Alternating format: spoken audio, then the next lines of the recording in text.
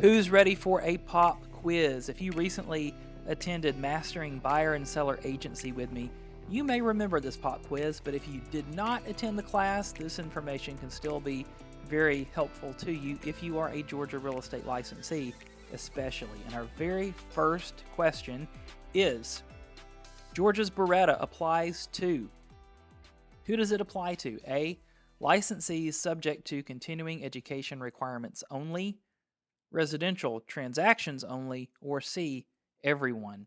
So why don't we use a process of elimination? So A, it won't be A, because it is true that if you have a 5-digit license number, you were licensed before the CE requirements kicked in the state, you are exempt from CE. However, we still recommend that you take CE classes to stay up to date. But even if you are exempt from CE, the laws still apply to you, so it's not A. B is another good guess, residential transactions only, but it's not correct because the laws in Georgia do not differentiate between residential and commercial. They don't have any sort of exception built in for commercial. So it applies to C, all Georgia licensees. All right, question number 2. In Georgia, real estate licensees owe a fiduciary duty to customers, clients, both, or neither. The answer is neither. So the Brokerage Relationships and Real Estate Transactions Act, it helps to clarify brokerage relationships, and it also says that we do not owe a fiduciary duty to anyone, customers or clients, unless we tell them that we do. So unless we were to stipulate, which we would not recommend in a brokerage engagement, that you owe a fiduciary duty. We don't. We do owe ordinary care, not extraordinary care. Number 3, BRRETA states that a broker-client relationship is created by action of the parties, verbal agreement, written agreement, or any of the above. And this one, if you were in class, I know you remember this, only a written agreement. One of the beautiful things that BRRETA does is it overrides the common law of agency. So we don't accidentally create client relationships with people based on our actions.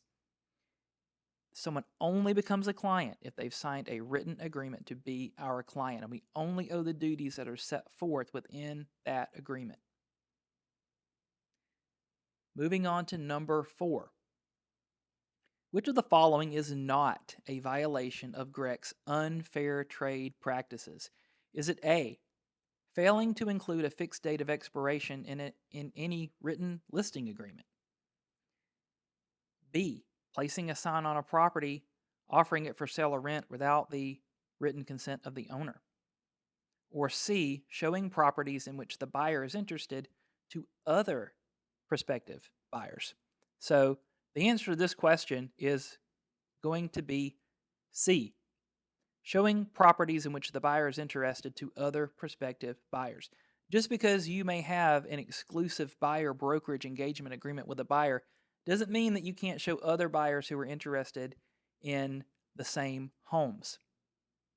It specifically states this within the brokerage engagement as well to help with any confusion regarding that. But A and B absolutely are unfair trade practices. Number 5, a property should not be advertised or shown during which of the following MLS statuses?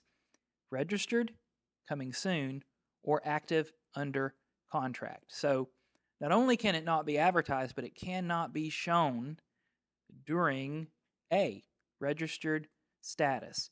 Coming soon is a bit of a wild card, and I get a lot of questions about coming soon as a Georgia broker. Coming soon can be advertised, but it cannot be shown. Registered can't be advertised or shown, and this is in accordance with the clear cooperation policy that the National Association of Realtors rolled out a couple of years ago, and most of the MLSs have also adopted.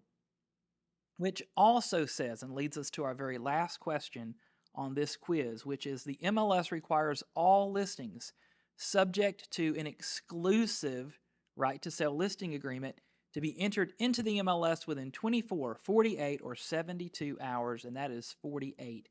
If we sign an exclusive listing agreement with an owner and needs to go into the MLS within 48 hours, simply select the appropriate status. Maybe it is coming soon.